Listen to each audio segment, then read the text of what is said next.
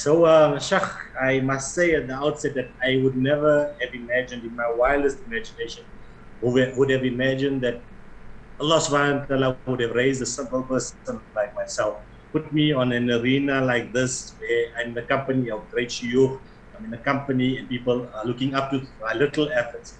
So it's really a blessing from Allah subhanahu wa ta'ala to have given me an opportunity. I could have been just a name, an attorney, conventional attorney practicing, but it's through the effort of dawah and some of the lessons that we learned, some of the efforts that we've made, that Allah subhanahu wa ta'ala has given us the opportunity today to be with you and given us the izzah and the respect that we have in the community. So, from the outset, I must say that apart from that, I'm a practicing attorney, and there is blessings and faida in that also, in that it gives me an opportunity to be my own boss. It gives me an opportunity to want to be independent financially, and it gives me an opportunity to use my own resources in promoting dawah in the efforts that we do.